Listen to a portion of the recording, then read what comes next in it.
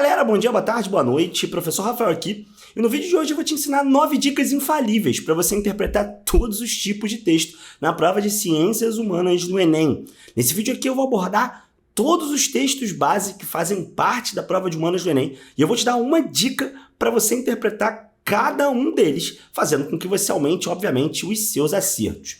Antes de começar, deixa eu só te explicar de onde surgiu esse vídeo.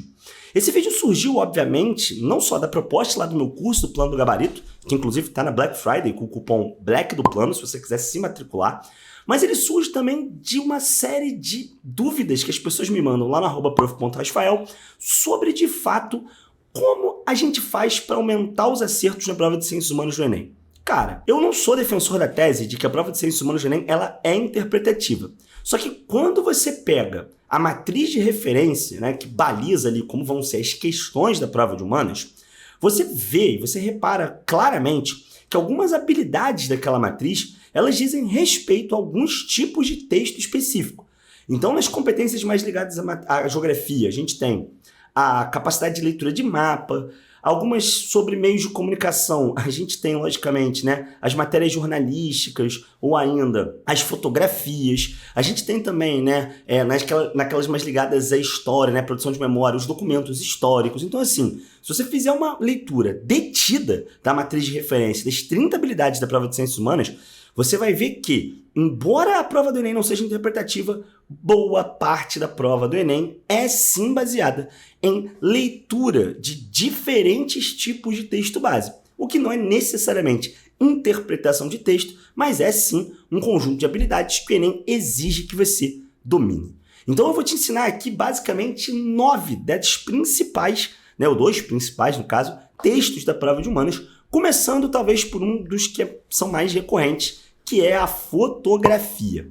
Cara, a fotografia normalmente ela é utilizada como para expressar o espírito de uma época, né? Então, por exemplo, a gente já teve, né, a fotografia do ônibus em que a Rosa Parks ela lutou, deu início à luta pelos direitos civis, né, onde ela se negou a ceder o lugar para um camarada branco nos anos 50 nos Estados Unidos. Essa fotografia, normalmente, ela serve para representar alguma época ou ainda alguma intervenção no espaço urbano.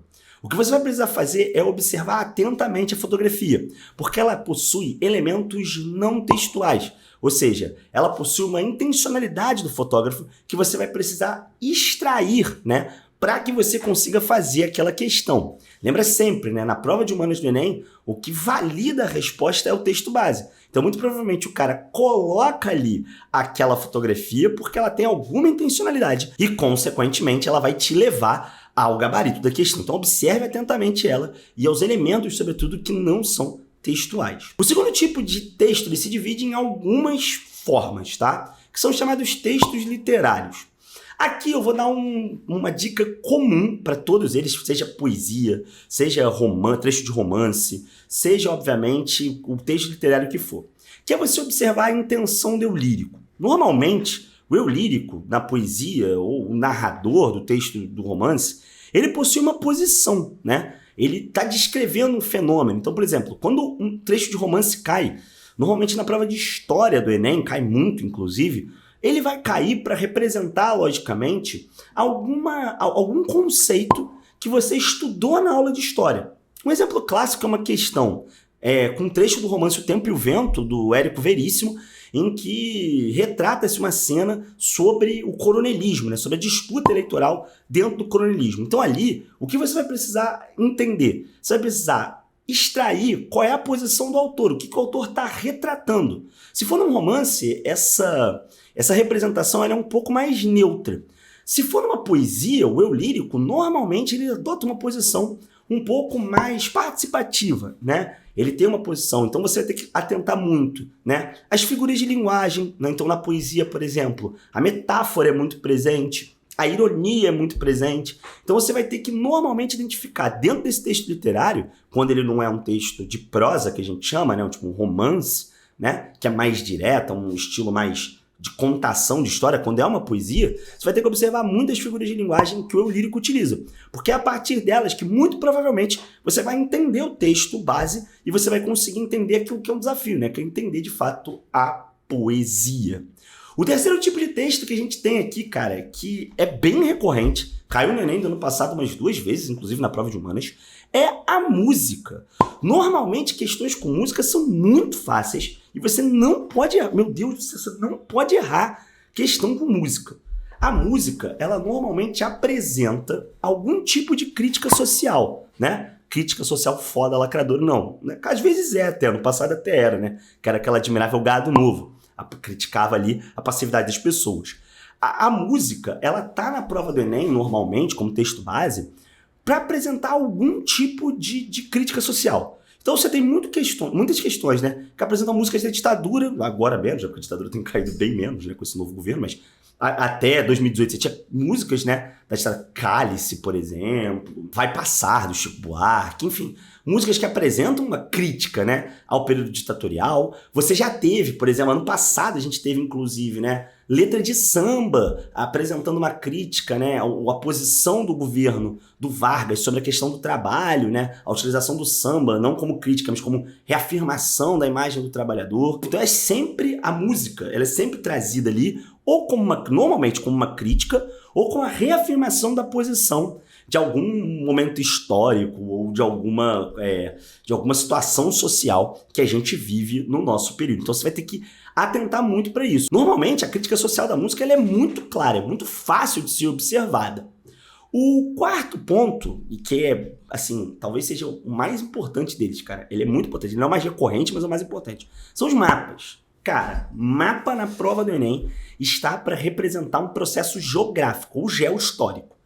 Normalmente, você vai ter que atentar a 2 coisas no mapa. Primeiro, atentar a escala do mapa, qual é a ordem de grandeza daquele mapa, mas especialmente qual que é o fenômeno geográfico ou geohistórico que ele está representando. Então, por exemplo, se for um mapa, como é o caso de uma questão lá da disputa entre Israel e Palestina, se ele está representando a expansão territorial, a resposta necessariamente terá a ver com expansão territorial, com garantir a posse do território.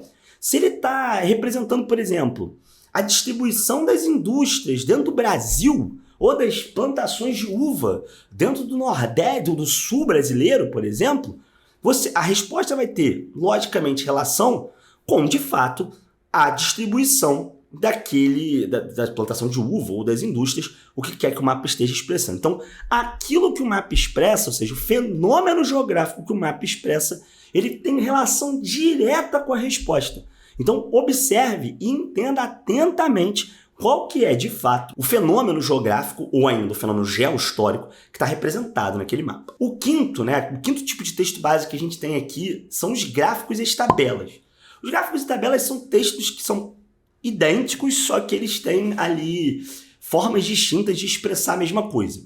Um gráfico ou uma tabela normalmente está na prova do Enem para que você expresse uma ordem de grandeza, ou a evolução de um dado, ou a diminuição de um dado. É batata. Você não precisa errar a questão do Enem.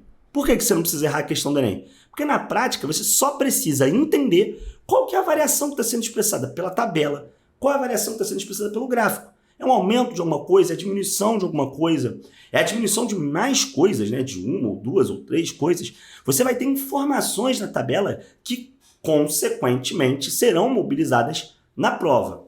Você pode ter, né, de fato, e aí são questões de geografia que cobram isso, né? A leitura da tabela e do gráfico em si, em que ele vai te perguntar direto a variação, são questões muito fáceis, você precisa saber, inclusive, às vezes se confundem, inclusive, com questões de matemática, né? Aquela questão mais de matemática básica.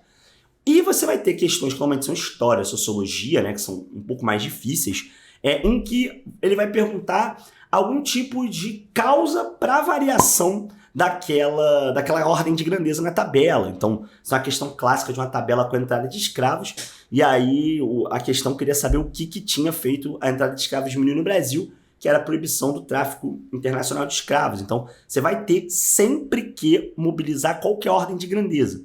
O que está variando para cima ou para baixo, ou para cima e para baixo ao mesmo tempo, naquela tabela e naquele gráfico.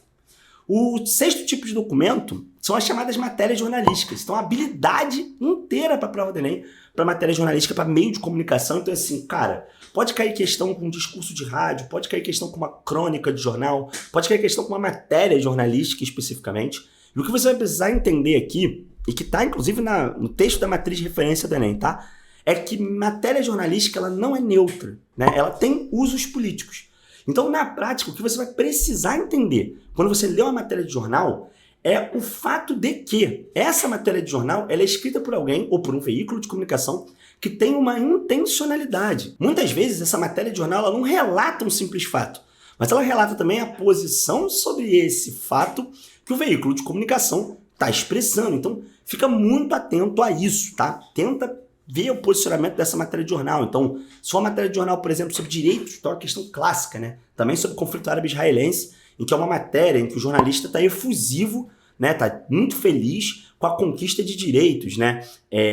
Do Estado palestino perante a ONU, a promoção dele como Estado observador. Então, assim, é muito importante que você observe quem está escrevendo aquilo e qual é a postura do jornalista ao escrever aquilo. Uma coisa seria um jornalista pró-Palestina escrevendo sobre o conflito árabe-israelense e outra coisa seria um jornalista israelense escrevendo sobre o conflito árabe-israelense. Então isso muitas vezes pode variar a resposta correta e a interpretação que você vai ter do texto base. O sétimo tipo de texto são os chamados documentos históricos, que são a minha área, né? Os documentos históricos, normalmente, eles expressam alguma coisa que diz respeito à memória de algum evento. Então, na prática, quando se bota um documento histórico, e não necessariamente um texto acadêmico, né, que é o próximo tipo de texto que é o mais comum, por isso que eu deixei no final, quando você bota um documento histórico, você quer que o aluno, né, o candidato, ele reflita sobre a memória de um determinado evento. Então, quando você bota esse tipo de documento, né, histórico, o que você tem que se atentar é para a data que ele foi produzido, se ele expressa uma visão positiva ou negativa do evento que está sendo retratado, se a visão que o documento histórico apresenta ela é diferente da visão que a história apresenta. Então, por exemplo, pode ser um texto, vou supor que esse exemplo não aconteceu, tá? Mas é o que me vem à cabeça.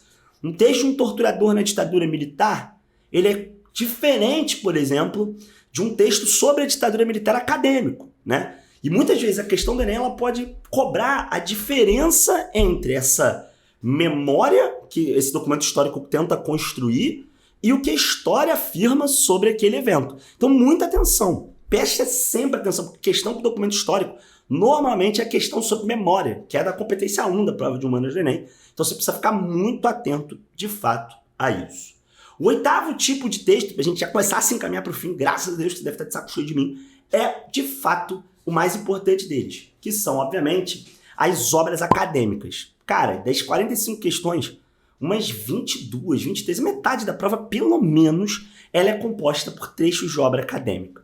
E aí, essa obra acadêmica, ela tem, por um lado, uma coisa que é muito difícil, que é o fato de que ela, de todos esses textos que eu te falei aqui, né, ela é o que tem a linguagem mais refinada, e isso explica, por exemplo, que vocês têm tanta dificuldade em filosofia, porque em filosofia, basicamente, são questões de obras acadêmicas, né? Não tem jeito. É a obra do filósofo, você reconheceu o conceito dentro da obra do filósofo. Então, o que eu quero que você faça? Em primeiro lugar, você vai precisar ficar atento ao que o enunciado cobra da obra acadêmica. Isso pode, muitas vezes, te permitir com que você tenha uma interpretação mais pura do texto. Ou seja, que você consiga delimitar ali muito claramente qual que é, né, a intencionalidade dentro daquele texto acadêmico, o que ele está querendo dizer. Por outro lado, também, uma técnica interessantíssima para textos acadêmicos é quando você não sabe o significado de uma expressão, de uma palavra, é que você tente deduzi-la pelo contexto. Isso é muito necessário em todos esses tipos de textos, mas o texto acadêmico é o mais importante, né? Que é tentar entender, a partir do contexto da obra e o que está sendo cobrado no enunciado, o significado daquela palavra. Um outro ponto também que você pode fazer é tentar separar a palavra. Separar, né, quando é a junção de dois tipos de palavras, tipo biopolítico, né? Vamos supor que você saiba o que é política e que você saiba o que é bio, né? Mas você não sabe o que é biopolítico.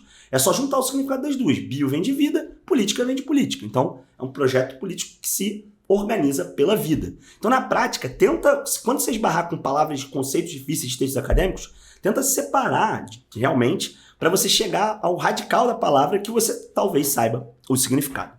E o último, que talvez seja o mais difícil, e eu deixei para o final não porque ele é o mais recorrente, porque os textos acadêmicos são os mais recorrentes, mas porque eles são os que têm mais erros, são, obviamente, as obras de arte. Cara, obra de arte é tipo de texto mais errado na prova do Enem, né? As questões de história da arte são muito erradas em linguagens. Quando você tem obras de arte na prova de humanas, né, questões de imperialismo, renascimento cultural, tem muito também. Cara, os alunos erram muito, mesmo questões muito bobas. Para você entender uma obra de arte, em primeiro lugar, você tem que entender o seguinte.